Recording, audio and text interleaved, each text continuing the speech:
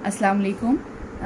आज हम solid objects के साथ स्टिल लाइफ बनाना सीखेंगे। सबसे पहले मैं आपके साथ आई लेवल की बात करूंगी।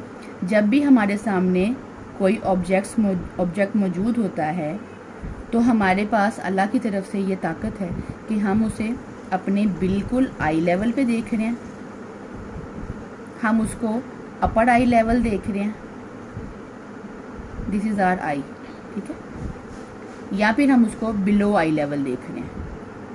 बिलो आई लेवल को बर्ड आई व्यू भी कहते हैं। अब जो मैं ऑब्जेक्ट्स बनाने जा रही हूँ ठोस ऑब्जेक्ट हैं जो कि मेरी आंखों के बिल्कुल सामने है। इसको बनाने के लिए आप अपने घर में मौजूद किसी भी किस्म का जार, किसी भी किस्म के पॉट्स को आप ले सकते हैं, आगे पीछे रख के, बड़े पॉट्स को पीछे और छोटों को आगे रख के, या किसी भी फॉर्म में रख के आप बना सकते हो। सबसे पहले किसी भी बेसिक ड्राइंग को बनाने के लिए ज़रूरी है उसकी मेजरमेंट। आपको मिसाल के तौर पे मेरे सामने अगर ये पॉट है तो सबसे पहले मैं इसकी बेसिक मेजरमेंट, इसकी बेस को मेजर करूँगी, इसमें एक सेंटर लाइन निकालूंगी और ये सेंटर लाइन को सीधा खींच दूँगी। फिर ग्रेजुअली इसकी बेस को दोनों तरफ मैं बराबर चेक करूँगी। फिर जो इसका ग्रूव है उसे मैं देखूँगी क्या ये दोनों तरफ बराबर है। इसी तरह इसके टॉप पे जो इसकी फेसेस है वो दोनों तरफ बराबर होनी चाहिए, ठीक है। अभी क्योंकि हमारा स्टार्टिंग पॉइंट है, मज़ीद डिटेल में भी हम नहीं जा सकते, इसलिए मैं आपको पहले जार और उसकी फ्री हैंड ड्राइंग थोड़ी सी बताना चाह रही हूँ।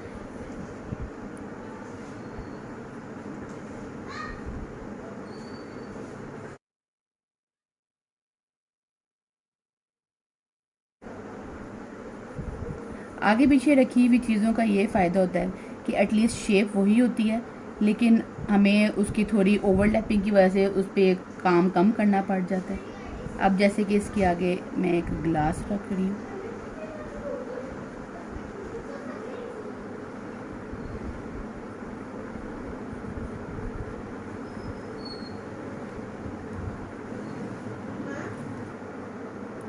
जी, इसके साथ बनाया गया एक बॉल जो कि इससे निस्बतन आगे है।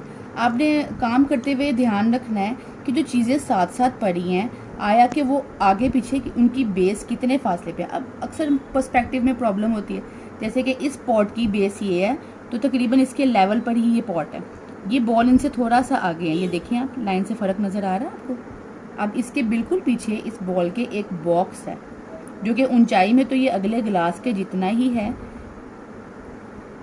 लेकिन साइज में थोड़ा इससे डिफरेंट है और निस्बतन इससे पीछे पड़ा हुआ है।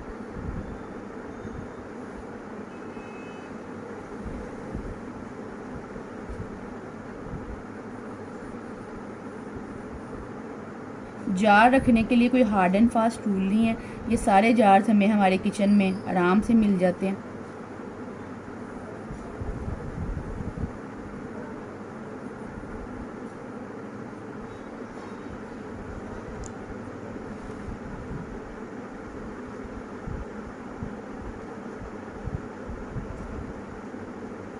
ब्लॉक बनाने का तरीका जिसमें पहले भी मैं बता चुकी हूँ कि पिछली लाइंस छोटी और अगली बड़ी होंगी।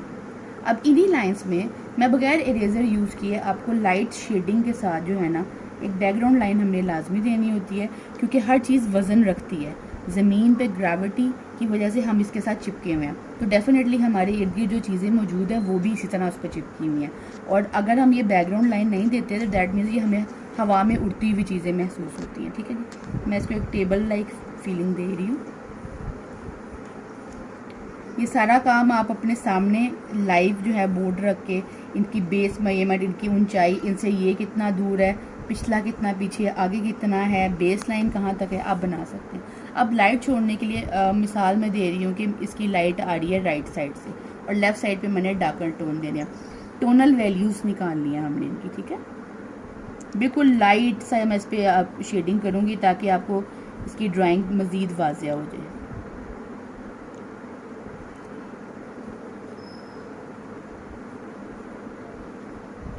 पेंसिल आप कोई भी ले सकते हैं ड्राइंग के लिए। सिंपल 2.5 HB पेंसिल भी चलती है, 2BB पेंसिल चलती है, लेकिन हार्ड पेंसिल से ड्राइंग जो है ना बेहतर नहीं होती। 2.5 HB is much better than. और शेडिंग के लिए आप बीज जो सॉफ्ट पेंसिल्स होती हैं 2B, 3B, 4B, 6B ये आप यूज़ कर सकते हैं।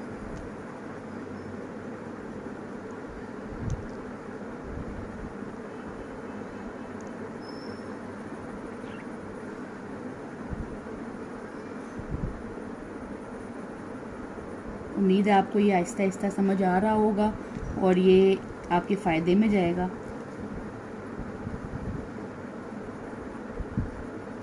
अगले ऑब्जेक्ट को प्रोमिनेंट करने के लिए पिछले ऑब्जेक्ट पे हम हल्का सा शेड देते हैं, जिसका मकसद इस लाइन को ख़त्म करना था। ड्राइंग में हम जब शेडिंग कर रहे हैं तो हमें लाइन नहीं नज़र आनी चाहिए।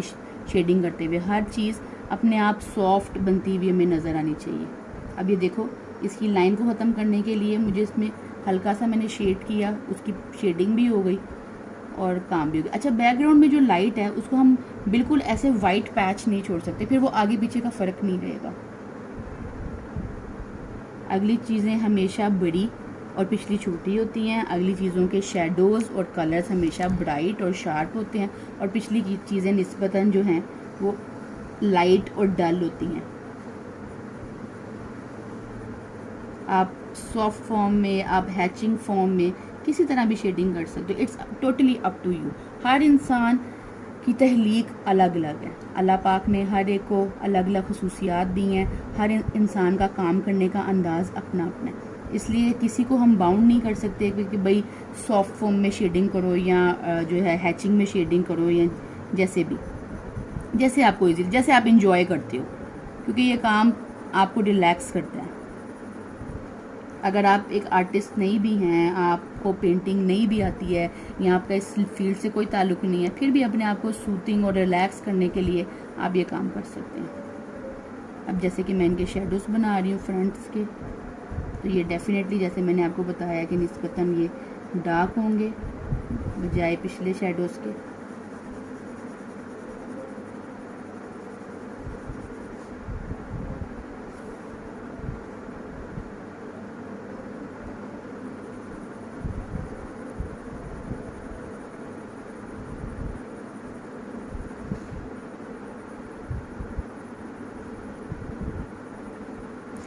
सिर्फ रंगों में ही टोन्स और वैल्यूज़ नहीं निकलती, आपकी पेंसिल भी आपको मुख्तलिफ़ किस्म के रंग देती है।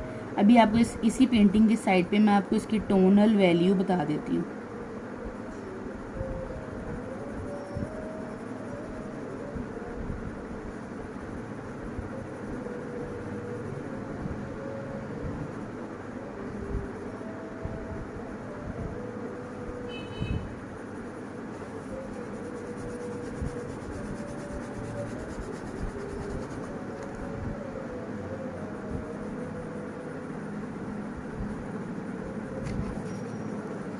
ये जी सिंपल घर में मौजूद सिंपल जार्स के साथ बनने वाली एक सिंपल सी ड्राइंग है, जिसमें चीज़ों को मैंने आगे पीछे रख के फ्री हैंड आपको बता दिया। अब जी जो मैंने आपसे टोन्स की बात की थी वो ये देखिए, आपको लगता है कि रंगों के साथ ही हम हर बात कर सकते हैं, तो ये एक सिंपल सी जो पेंसिल है इसमें कितने हज़ार शेड्स हैं।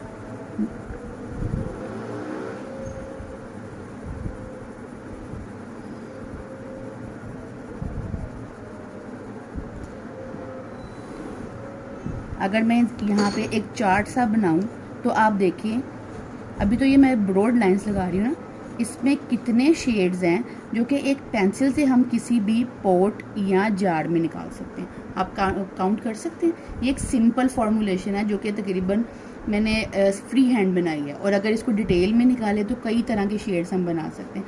अब यहाँ पे थोड़ी अगर लाइंस आपको डिस्टर्ब कर रही हैं तो इसको हल्की सी शेडिंग के साथ हम मर्ज कर सकते हैं, जैसे कि मैंने पहले बताया था। So this is your today's lesson. उम्मीद है आपको समझ आया होगा और इससे मज़ीद आप बेहतर सीख सकेंगे। जज़ाकल्लाह खैर। अल्लाह हाफ़िज़।